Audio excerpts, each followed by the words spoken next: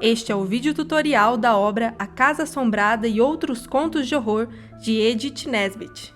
Neste vídeo você terá a oportunidade de conhecer mais sobre o livro e sua autora. Então vamos lá? A autora dos contos que você vai ler nessa coletânea é Edith Nesbit. Ela nasceu em Londres, na Inglaterra, no ano de 1858. No âmbito pessoal, teve uma vida com infelicidades. Perdeu o pai quando tinha apenas 4 anos, tendo ainda que, quando adulta, lidar com um casamento mal sucedido com o também escritor Hubert Bland. Ainda bem jovem, Nesbit começou a escrever e sua atividade como escritora contribuiu para o sustento financeiro do casal desde os primeiros anos de união. Na época, um livro ser escrito por uma mulher tinha grande interferência na escolha do leitor, então Nesbit usava o pseudônimo E. Nesbit, deixando assim o enigma no ar sobre a identidade de quem escrevia.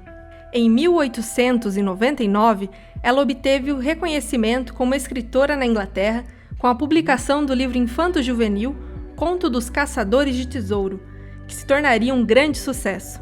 Uma curiosidade da vida de Edith Nesbit é a contradição entre ser uma mulher culta e defensora de um socialismo idealista, mas também defender uma visão conservadora da mulher na sociedade, sendo contrária, por exemplo, ao direito ao voto por parte das mulheres inglesas. No ano de 1914, seu marido faleceu e Edith precisou se mudar de sua grande casa. 3 anos depois, casou-se com Tommy Tucker, com quem viveu em harmonia e felicidade. Em maio de 1924, Edith morreu, deixando uma vasta obra com mais de 60 livros publicados, além da atividade em jornais e revistas que manteve ao longo da vida. E quanto aos contos dessa edição, eles foram selecionados e traduzidos por Susana Ventura e Cássia Leslie. São muitas as motivações para você, estudante, ler a obra de Edith Nesbit. Ler textos literários aprimora nossa capacidade de percepção da realidade, amplia a visão de mundo, ressignifica os sentimentos e auxilia na construção de nossa personalidade. O contexto histórico também irá possibilitar que tenha um melhor entendimento da obra. Acompanhar o século XIX de Nesbit, através de seus textos, ajuda a entender as revoluções que afetaram definitivamente a história mundial. Podemos citar, entre outros eventos históricos da época, o surgimento das grandes metrópoles, a industrialização, as lutas das mulheres por direitos fundamentais e o medo das doenças que poderiam levar à morte.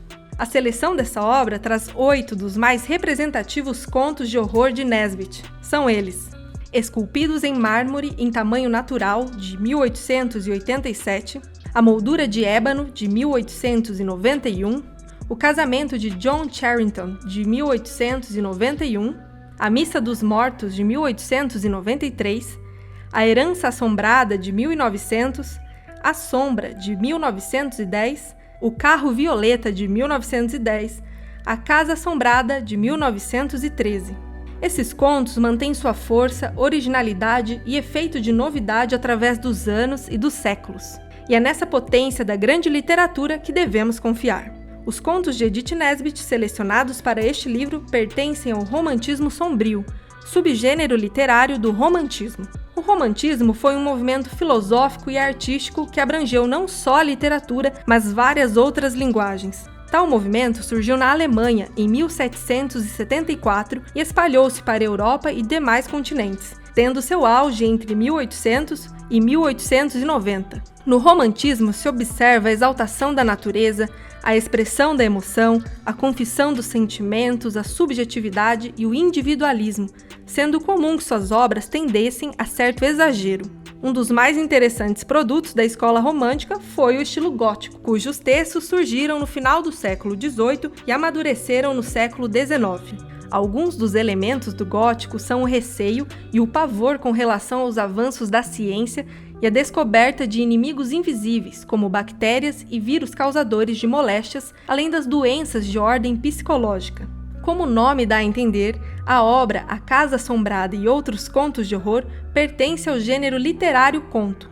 Vamos então relembrar algumas de suas características. Como o texto escrito é praticado desde o século XVI até nossos dias, tanto por suas qualidades de brevidade e surpresa, quanto pela grande aceitação dos leitores. O conto apresenta poucos personagens, o tempo em que ocorrem as ações é delimitado, o conflito costuma ser único e geralmente fica bastante evidente. Sua estrutura é formada pelos elementos enredo, tempo, espaço, personagens e narrador. Apesar de muito conhecida na Europa e nos Estados Unidos, Edith Nesbit não tem grande visibilidade no Brasil, tendo poucos contos traduzidos por aqui. Ou seja, este livro é uma oportunidade para você ter acesso a novas leituras. Aproveite para conhecer essa fonte de entretenimento que escapa de seu universo cotidiano e que envolve a temática ficção, mistério e fantasia.